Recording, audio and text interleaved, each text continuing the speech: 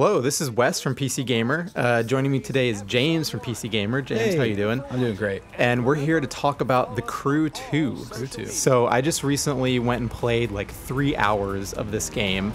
You kind of need a lot of time to get a feel for The Crew 2 because it's this massive open world racing game full of just tons and tons of stuff. Like every kind of race you could imagine being able to do +1, I feel like, is in this game. And James, I know you got your hands on this last year, maybe E3 or something, and you also played a lot of Forza Horizon 3, which I feel like is the other racing game to kind of fit in this space from the last couple years. So I brought you on to talk to me about this, grill me with some questions about my time with The Crew 2. Yeah, first of all, we got to know how's the handling, because we're driving not just cars, we're driving boats, planes, and everything in between. There's even motorcycles and stuff. Yeah, motocross. How's it feel? You know, I think I need to spend more time with it to feel really strongly one way or the other.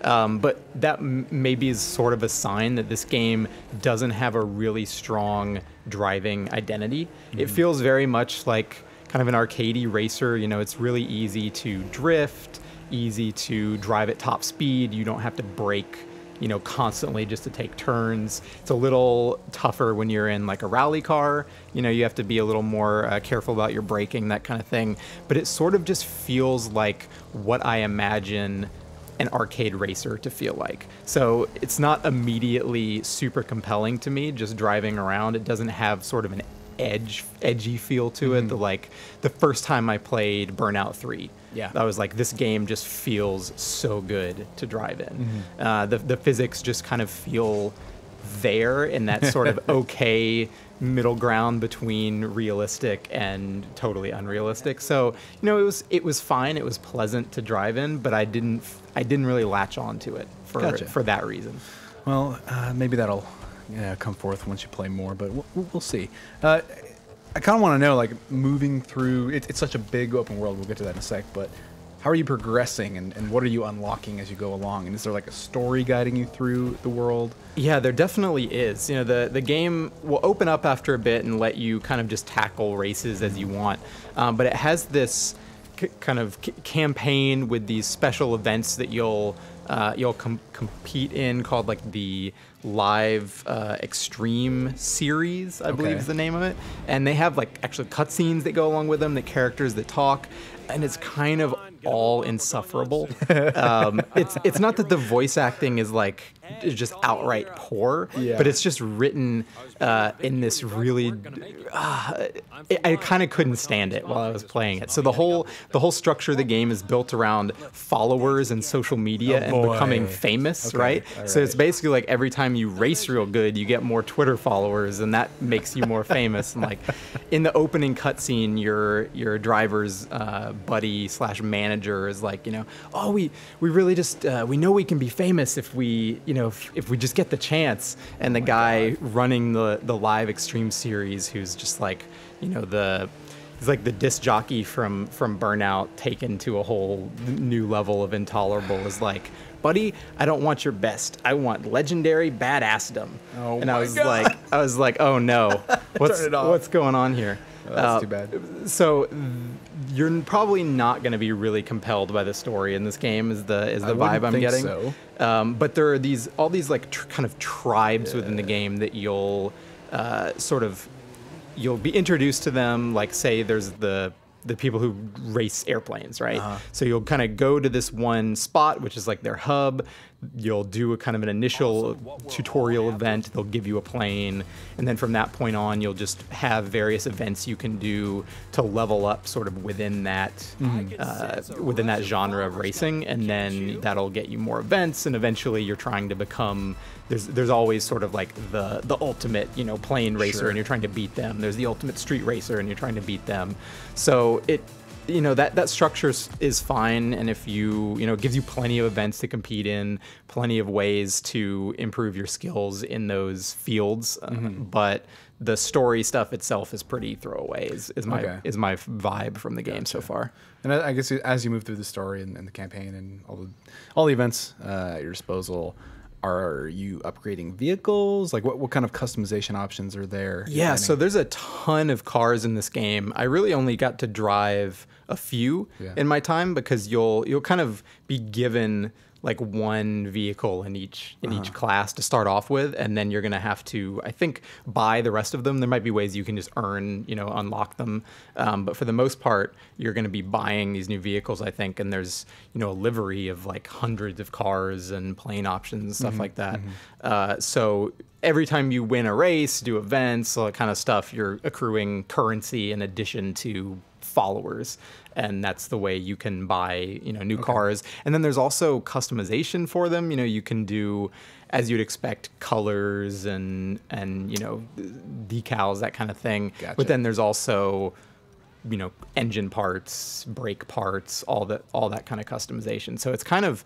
this game really feels like it's trying to be like the Racer, like just everything in this game. It's got like the Need for Speed customization, and it's got the open world, and it's just got like everything you can imagine done to kind of a surprising degree of fidelity. Yeah, maybe a little too big for its britches. I guess we'll wait and see. But so this map is like the first one, sort of like a recreation, from what I understand, of all of the United States. Yeah, it's like Race America, Right. I guess. Like whatever their fantasy version of America is, it's this very kind of stylized version of the U.S. where the map of the country is realistic. It's like the real thing, but then like certain cities, only like 8 cities actually exist. Like Las Vegas is kind of in the middle of the country between LA and Chicago, and like it's sort of exaggerated which cities they put in and how big they are in relation to the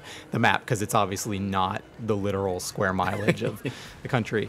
My time with the map was sort of, I was kind of torn on the size. I think there are people who will play this game, who played the Crew 1, who just love racing games, or this style of racing game even, so much that they just like having this giant open space that they can kind of drive around in forever without feeling like they're just going down the same streets over and over again, right? Right. If that's what you want, I think you'll be really satisfied with the scale of this game and the fact that you can turn into an airplane and fly over a mountain range, and then like spy a lake down there, and then turn into a boat and drive over the surface of the lake.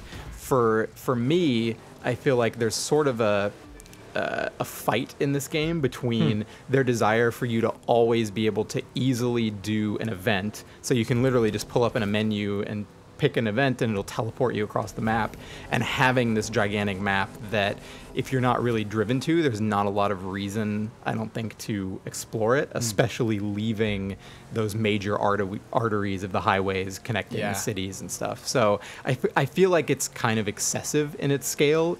They were just like, well, we have to do America, so let's make it this massive. And like, I think you could probably do a really, really compressed version of that's the state of California or something, and still have so much space within that you could do mountains and lakes and rivers and cities. And so I think the scale is maybe a little bit too much for this game to be as focused as it could be, but there are going to be people who love that size. Yeah, I mean, it's novel, and it especially novel, like you mentioned, you can transform between boat and plane and car on the fly. Like you literally press a button and boom, you're totally. And this was, I think, my favorite thing about this game, and I think you said the same from your demo like a year ago. It's really comical actually, because they'll let you basically hit a button, pull up a little wheel menu, and you can choose between you set like a favorite vehicle of each type. So like your car, your boat, and your plane, and you can be at 3,000 feet and just turn into a boat and just fall like a brick out of the sky until you land. You can land on the ground if you want, and then your boat's not going anywhere. But it's really funny. I actually have that experience where I was playing, in like the online connected world setting where there were some other people in my game, and I was just like driving down the street on my way to a time trial or something, and a boat just flies out of the sky and lands in the road in front of me, and kind of scared the hell out of me because I did not expect that to happen. But it's really funny too, and it adds sort of a layer of slapstick to a game that's pretty flat, I think, otherwise tonally. But so I did want to talk about Forza Horizon 3 a little bit, because I know you played a ton of that game. I think that perspective is interesting for this one's. Like, how does Forza handle, doing events versus driving around the open world compared to what we've seen in The Crew 2? It seems fairly similar, at least on a smaller scale, because Forza's world is much smaller and bespoke. But yeah, in Forza, you drive around, you complete a couple events of certain types, whether it's like these snapshot sort of stunt events or user-created events. I don't know if those are in The Crew 2 or not. Not that I've seen. Gotcha. Which I would hope they would be, considering the tools they have. But and you as you complete these tiers, you sort of level up in each of these different styles and each of these different regions, and then that'll unlock like the next difficulty of these kind of events. And in The Crew 2, it just seems like you just kind of driving around and they're all there, if I'm not mistaken. I'm sure there are multiple tiers you do unlock as you progress, but yeah, there are things focused. There are things gatekeeped around, like, oh, you're at the popular tier, so you can do all these events, and then like the famous tier you have to unlock to do that stuff. There is multiplayer for people that. For like a bunch of people, I think up to 8, you could be an event at a time, which was handled, I felt, pretty seamlessly. Like, you can sort of go in your menu, invite people in your game, and then you can trigger an event. That stuff was pretty cool. If you have a crew of people that you're racing with, I think that'll be a lot of fun. Maybe not as much fun with randoms, but if you like to compete, I think there will be plenty of people online that you can sort of just hop into a game, and I don't know what your luck will be in finding the kind of event you like to compete in, if you're if you're really into the planes or something. But I think the stuff outside of the just straight up street racing and maybe the off-road racing suffers a little bit from that feeling of being kind of on the generic side. I think the street racing probably is what feels the best. I did really like doing the off-road stuff because it gives you a little more opportunity to choose your own route. Did Forza kind of have a similar feeling, or was it very much like a race course just through the woods? Well, again, like there were certain events that kind of just said get to this point and go, like get here as quickly as you can, and those were really fun because it was open-ended, and the world was designed to like with these events in mind. So you'd have big swaths of forest that were with trees just wide enough to dodge through, and it felt you could become familiar with it as well because it was smaller. And I worry like I wonder how in The Crew 2 these big pieces will fit together, and whether they'll feel designed for these events in mind, or if designed for scale, if you know what I'm trying to say. Yeah, exactly. I did sort of have some frustration in certain races where even if it's kind of a set course, a street race or something through a city, it's based on a checkpoint system. So you're going to have checkpoints every, 600 meters or something like that.